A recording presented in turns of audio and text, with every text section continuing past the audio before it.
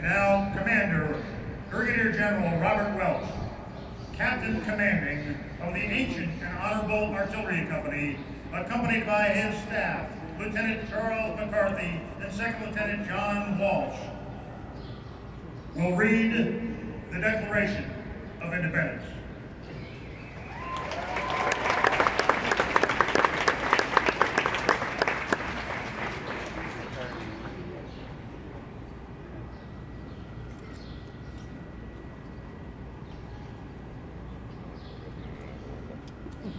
It's not so easy. In Congress, July 4th, 1776, the unanimous declaration of the 13th United States of America. One of the causes of human events becomes necessary for one people to dissolve the political bands which have connected them with another, and to assume among the powers of the earth the separate and equal station to which the laws of nature and of nature's God entitle them. A decent respect to the opinions of mankind requires that they should declare the causes which impel them to the separation. We hold these truths to be self-evident, that all men are created equal, that they are endowed by their Creator with certain unalienable rights, that among them are life, liberty, and the pursuit of happiness. That to secure these rights, governments are instituted among men, deriving their just powers from the consent of the governed.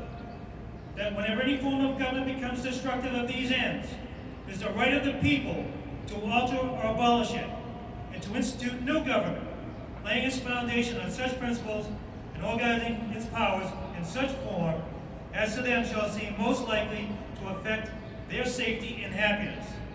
Prudence indeed will dictate that governments long established should not be changed for light or transient causes. And accordingly, all experience has shown that mankind are more disposed to suffer while evils are sufferable than to right themselves by abolishing the forms to which they are accustomed.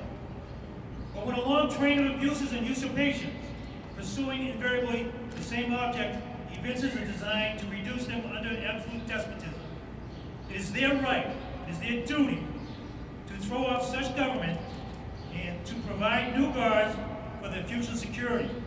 Such has been the patient sufferance of these colonies, and such is now the necessity which constrains them to alter their former systems of government. The history of the present King of Great Britain is a history of repeated injuries and usurpations, all having a direct object, the establishment of an absolute tyranny over these states. To prove this, let facts be submitted to a candid world.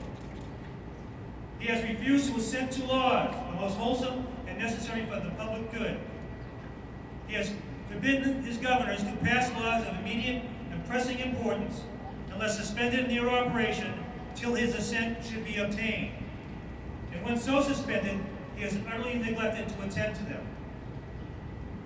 He has refused to pass other laws for the accommodation of large districts of people, unless those people will relinquish their right of representation in the legislature, a right inestimable to them and formidable to tyrants only.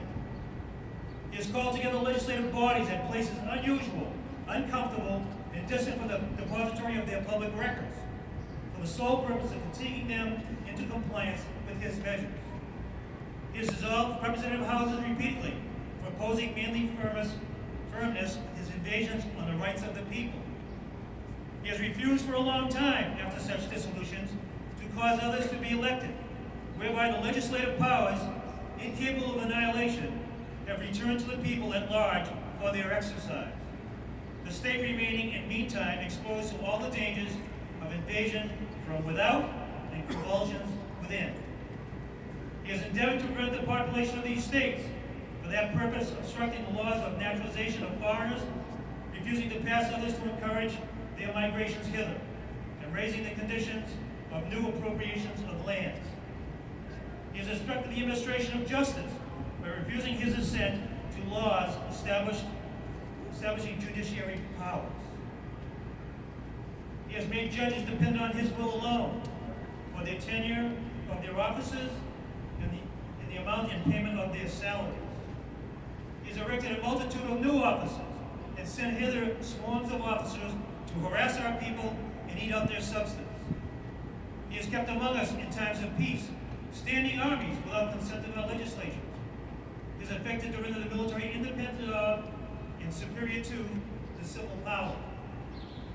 He has combined with others to subject us to a jurisdiction foreign to our Constitution and unacknowledged by our laws, giving his assent to the acts of pretended legislation, for quartering large bodies of armed troops among us, for protecting them by mock trial from punishment for any murders which they should commit on the inhabitants of these states, for cutting off our trade with all parts of the world, for imposing taxes on us without our consent, for depriving us in many cases of the benefits of trial by jury, for transporting us beyond seas to be tried for pretended offenses, for abolishing the free system of English laws in a neighboring province, establishing therein an arbitrary government and enlarging its boundaries so as to render it all at once an example and fit instrument for introducing the same absolute rule into these colonies, for taking away our charters, abolishing our most valuable laws, and altering fundamentally the forms of our government,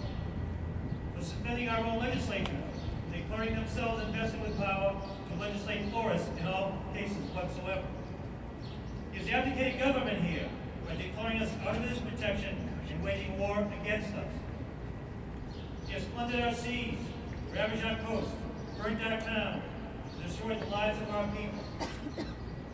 He is at this time transporting large armies of foreign mercenaries to complete the works of death, desolation, and tyranny already begun with circumstances of cruelty and perfidy scarcely paralleled in most barbarous ages, and totally unworthy the head of a civilized nation. He has constrained our fellow citizens taken captive on the high seas to bear arms against their country, to become the executioners of their friends and brethren, but to fall themselves by their hands. He has excited domestic insurrections amongst us, and has endeavored to bring on the inhabitants of our frontiers the merciless Indian savages whose no rule of warfare is undistinguished destruction of all ages, sexes, and conditions. In every stage of these oppressions, we have petitioned for redress in the most humble terms. Our repeated petitions have been answered only by repeated injury. A prince whose character is thus marked by every act which may define a tyrant is unfit to be the rule of a free people.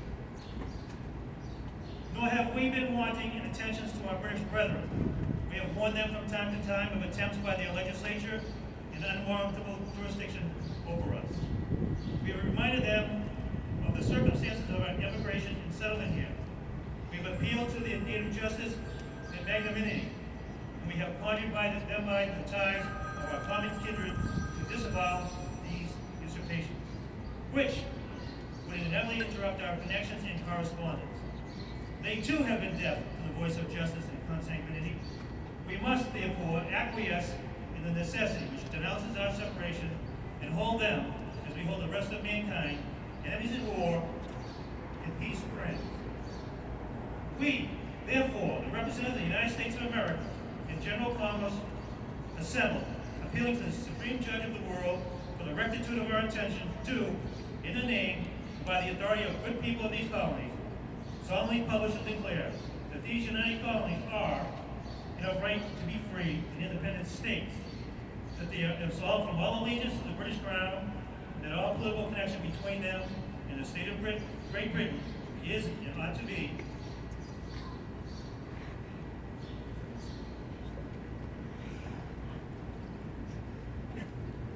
totally dissolved.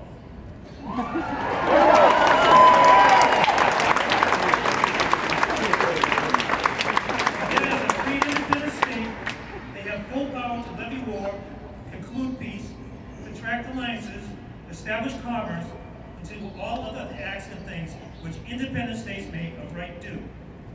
So the support of this declaration, the firm reliance on the protection of divine providence, we mutually pledge to each other our lives, our fortune,